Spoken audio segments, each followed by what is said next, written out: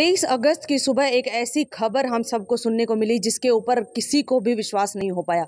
परिवार वालों का रो रो कर बुरा हाल हो चुका था और जब बहन रेमन का एक इंटरव्यू आरएसएन एक्सप्रेस के ऊपर वायरल हुआ उसके बाद से ये मुद्दा बहुत ज़्यादा गर्मा गया कि सोनाली फोगाट, जी हाँ, सोनाली फोगाट की मौत जो कि पहले एक हार्ट अटैक के रूप में बताई जा रही थी, वो हार्ट अटैक नहीं बल्कि एक सोची समझी साजिश थी जिसके तहत इस पूरे घटनाक्रम को अंजाम दिया गया। अगर फिलहाल की बात करें तो उनके फार्म हाउस के ऊपर ही मौजूद है और लगातार जिस दिन से ये खबर आई है कि उनकी मौत हो चुकी है उससे लेकर के आज तक लगातार हर एक अपडेट जो है आरएसएन एक्सप्रेस के माध्यम से आप सभी दर्शकों तक हम पहुंचाने की पूरी कोशिश कर रहे हैं। अभी की अगर बात करें जिस दिन से अंतिम संस्कार हुआ है उसके बाद से यहाँ पर नेताओं का भी तांता बन गया है। आज की ही अगर बात की जाए तो आज यहाँ पर बरवाला हल्के के विधायक जोगीराम सिहाग और पूर्व केंद्रीय मंत्री जयप्रकाश जेपी भी मौजूद है। इनसे भी जानते हैं कि इनका क्या कहना है, किस प्रकार से जो है परिवार को सांत्वना दे। देखिए, मैं तो बहुत पहले से जैसे परिवार के लोगों की हमने बात सुनी और उसके ऊपर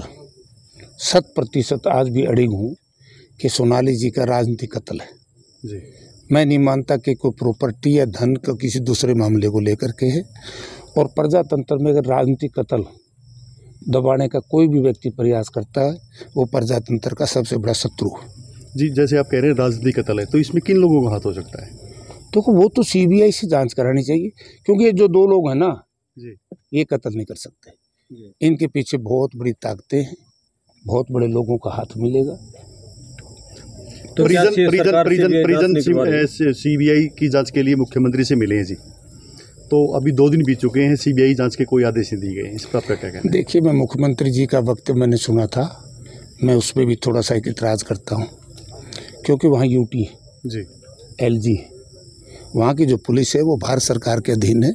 मैं मुख्यमंत्री जी से अनुरोध करूँगा कि हरियाणा प्रदेश के हित के लिए सभी विपक्ष के नेताओं को बुला करके और माननीय देश के गृह मंत्री जी से मिले जी, और गृह मंत्री जी से कहें कि हमें दूध का दूध और पानी का पानी चाहिए। हमें इस बात से लेना देना नहीं है कि अमुक व्यक्ति ने कत्ल किया, अमुक व्यक्ति ने कत्ल किया। हमने इस बात का लेना देना है कि राजनीतिक लोगों की इस तरीके से हत्याएं होंगी तो प्रजातंत्र प्रणाली खत्म हो जाएगी। कौन राजनीति करेगा? पहले यहाँ तो थ्रेट है, हमारे विधायक डरते घरों से बाहर नहीं निकलते, हमारे एक विधायक ने इस्तीफा दे दिया था। तो इस तरीके से इस भय को, जो राजनीतिक भय का वातावरण बना हुआ है उसको दूर करना चाहिए और जब राजनीतिक लोगों में भय होगा तो प्रजा कहाँ जाएगी? ये वारदात आदमपुर उपचुनाव से एन पहले हुई है, क्या इसका चुनाव से भी हम कनेक्शन कुछ कर सकते हैं? देखो, मैं राजनीति के साथ इसको नहीं जोड़ूंगा, वो तो जब राजनीति की बात आएगी जब करेंगे, लेकिन आज ये राजनीतिक करने का मुद्दा नहीं है। नहीं, आप कह रहे थे कि ये राजनीतिक कत्ल है। राजनीतिक नेता नहीं थी क्या? नहीं, वो पॉलिटिकल लीडर थी वो। अब पॉलिटिकल लीडर को मारोगे, बीजेपी की नेता थी, बीजेपी की नेता थी तो पॉलिटिकल लीडर को मारोगे तो राजनीतिक कत्ल होगा ना। आम ऑर्डिनरी आदमी का कत्ल तो नहीं है। यानी कि ये तो मोहरा है जो सुधीर है और सुखविंदर है, इनके पीछे और ताकत है कोई? क्लियर करनी चाहिए, अगर नहीं है तो क्लियर करो। लेकिन मैं ये कह सकता हूं कि जिस तरीके का, देखो 3-4 चीजें इसमें आएंगी। यहाँ से सोनाली जी को ले जाना, ये सारी क्लियर तो करनी पड़ेगी। जनता, मैं भी उस जनता का एक मेंबर हूँ, मैं उस जनता का एक सदस्य हूँ।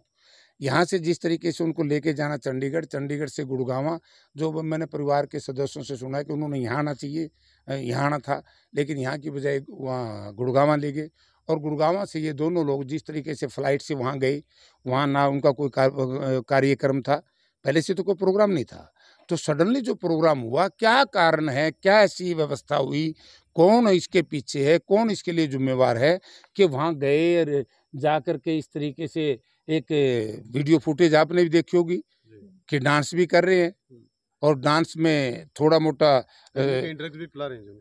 हाँ, तो कई तरह की चीजें हैं। तो देखो, जब तक प्रजातंत्र में किसी भी नेता का कत्ल हो और उस कत्ल को क्लियर ना करें तो शंका तो लोगों में रहेगी और रहनी स्वाभाविक है। सर, जिस तरह से आप कह रहे हैं कि एक राजनीतिक कत्ल है, तो इसका मतलब एक व्यक्ति का किसी पार्टी को लेकर, राजनीति को लेकर समर्पित होना, उसको अपनी जान गंवाना पड़ेगा?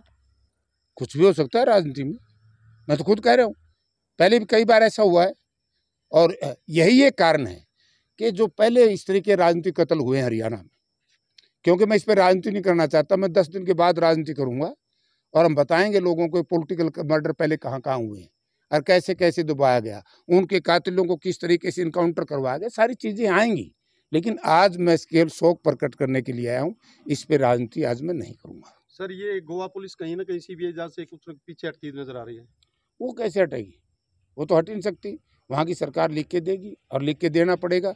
और हरियाणा प्रदेश की सरकार से मैंने अनुरोध तो किया है कि गृह मंत्री से मिले, क्योंकि जो गोवा पुलिस है वो भारत सरकार के अधीन है। तो लिख के तो देना पुलिस का काम है, डीजीपी का काम है, डीजीपी लिख के दे। हम ये इन्वेस्टिगेशन नहीं कर सकते, सीबीआई को दे। पहले मनोहर लाल खट्टर मुख्यमंत्री के द्वारा ये बोला गया था जब उनकी एक प्रेस कॉन्फ्रेंस थी कि अगर परिवार वाले लिखित में देंगे तो सीबीआई जांच के ऊपर जो है जरूर विचार किया जाएगा। अब लिखित में भी दे दिया जा चुका है, उसके बावजूद भी दिन जो है निकल रहे हैं, लेकिन अभी तक किसी प्रकार की सीबीआई जांच को लेकर के आगे कार्रवाई बढ़ती नजर ही नहीं आ रही। देखिए मैडम, मैं पहले भी कह चुका हूँ कि मुख्यमंत्री जी ने भी अपनी स्थिति को स्पष्ट करना चाहिए जनता के बीच में, और भारतीय जनता पार्टी ने भी अपनी स्थिति को स्पष्ट करना चाहिए कि वो तत्काल, वैसे तो देखो अब कई राजनीतिक लोगों के खिलाफ सीबीआई को मुकदमा देना होता है, रात को विजिलेंस से लिखवा लेते हैं, सवेरे सीबीआई में एफआईआर दर्ज हो जाती है, तो ये क्यों नहीं?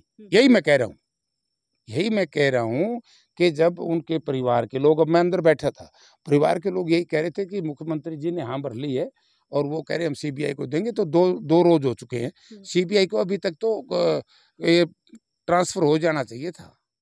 तो अभी हमारे साथ मौजूद थे पूर्व केंद्रीय मंत्री जयप्रकाश जेपी, जिनका कहना है कि ये एक राजनीतिक कत्ल है। जिन दो आरोपियों के ऊपर जो इल्ज़ाम लगे हैं, जिनके द्वारा इस बात की हामी भरी गई है कि हाँ उन्होंने ही जो है जानबूझकर उनको, सोनाली फोगाट को ड्रग्स दी थी, जानबूझकर ही इस घटनाक्रम को अंजाम दिया था, उनका कहना है कि ये तो सिर्फ एक मोहरे हैं, इनके पीछे एक बहुत बड़े, चाहे वो आप करूं, ये तो सिर्फ एक मोहरे हैं, इनके पीछे हाथ शायद कई बड़े राजनेताओं का भी हो सकता है।